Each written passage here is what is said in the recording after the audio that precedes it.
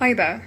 So today I thought I'd come back with another video about parallel lines. So you could think about them graphically, so you could say that they've got the same gradient but a different y-intercept, say.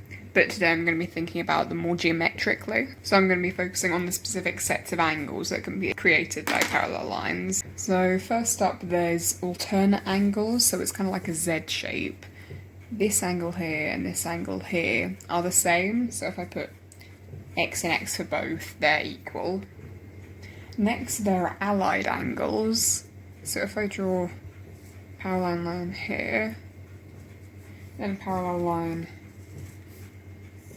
across here, the diagonal one joining. These are of course going to be two different angles, but if I say one of them's x, one of them's y, we know that x plus y, well, it's sort of this contained area here, the angles in this contained area, equal to 180 degrees, which makes sense in terms of the alternate angle rule. So for example, you can see a Z shape along this here, so we know that up here this will be an X, and we know that the angle of a straight line is 180 degrees, therefore X plus Y, either in the alternate or the allied angle form, will equal 180 degrees. Lastly, there are corresponding angles, which are kind of like an F shape almost, in which the bits in the corner of both of these are also equal. So essentially alternate angles are in a Z shape, allied angles can be either in a C shape like that, or if it's upside down, like a U shape, and corresponding angles can be found in an F shape. So if I drew out another shape like this, you'd be able to point out this along here is a Z alternate angle, so these two would be the same. Then you'd also know that this one, add this one, I'll make this one stripy, would equal 180 degrees, and then this one here corresponds to the first one up here, which are also the same. So using this, I'd like to try out a couple of questions. So for the first question, we've got a shape here, and we know that this angle up here, as I draw outside, it's quite a small circle, 145 degrees.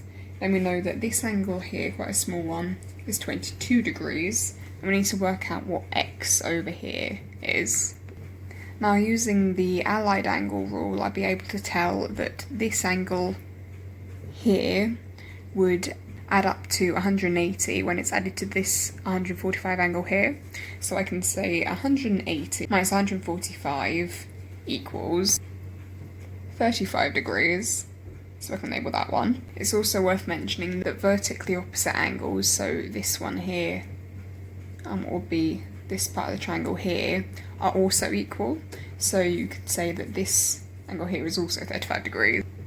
And if we know that all three angles in a triangle add up to 180 degrees, we can tell that this angle, I've left enough space, this one up here is going to be 180 minus 35 minus 22, or 123 degrees.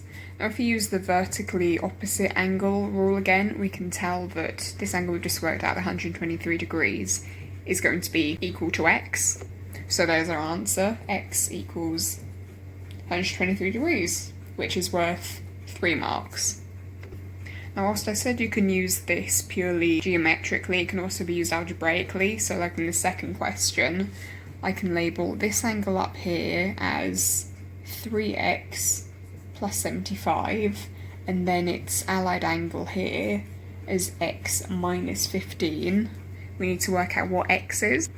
So using the property of the allied angle that we know, that they add up to 180, we can say that x minus 15 plus 3x plus 75 equals 180. I just separated them using brackets for clarity. But this is a very simple grouping of like terms, so we know 3x plus x is 4x, and we know 75 minus 15 is 60. And again, that equals 180. So to isolate for x, first we need to get one side to only contain variables and one side to contain numbers. So we'll keep 4x on this side, and then I can take away 60 from both sides. So 180 minus 60 is 120. Then x is 120 divided by 4, or 30. And that's another 3-mark question, done quite quickly. So mastering something simple like this will get you a few early marks that can help if you end up running out of time, or just find it's a really tricky paper. That's it, folks. Thanks for watching.